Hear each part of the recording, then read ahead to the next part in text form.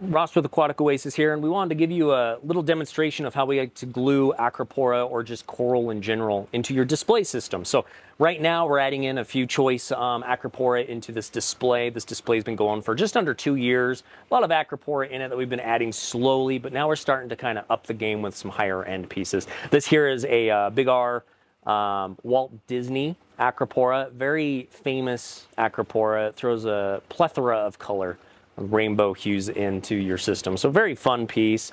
I've got BCI gel super glue on the bottom. That's a very common coral glue. It's one we sell in the store. And we're going to find a piece with of coral in here, or rock, that we can glue it to with a lot of light. But the very first thing I like to do is come in, find the location of where we're going to put this coral, and kind of clean it. And the purpose of, and I'm just using a toothbrush, one that we've dedicated for this purpose, but we clean it of any algae or bacteria, slime, or anything that's just going to be naturally growing on the rock, you know, healthy stuff that's in the tank, but things that might create a barrier for the glue to really set. Now, if you look at this frag, I clipped the base of it off, and this coral went through a dip to make sure that there's no pests. And I also hit it with the toothbrush earlier to make sure there's no eggs of pests, flatworms or planaria or anything like that that could be attached to the frag plug itself. Some people just completely remove the frag plug. That's fine too. I'm doing it this way to not increase chance of infection or stress to the coral itself. So I like to take the coral, go upside down with it because of the way the glue is, go right to that piece, and then just start massaging it onto that clean surface. And you can see that glue attaching itself.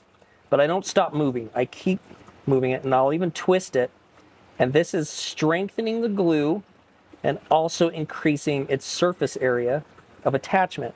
And once you kind of figure out how you want it, you can start to play and manipulate that glue and even press it in places. I like to grab the edges of the glue and smear it into the rock just to increase the attachment of that glue surface area to the rock itself. Now this coral really likes a lot of light, so I'm going to kind of angle it here where the majority of the coral is receiving light. That's going to do a few things for us. It's going to increase growth, it's going to increase coloration, and it's also going to improve our presentation of the coral for visibility and display. People are going to be able to see that coral better at an angle like this. So that's going to look nice. Now this coral, or the glue, you can see it's just white. It's going to gain the same bacterias and algae as the rock, and it will eventually blend in seamlessly, and you won't ever see that glue. And of course, the coral is going to encrust over all this anyways, and you won't see it. So it's going to look a little out of place at first. Give it a month, it'll look great.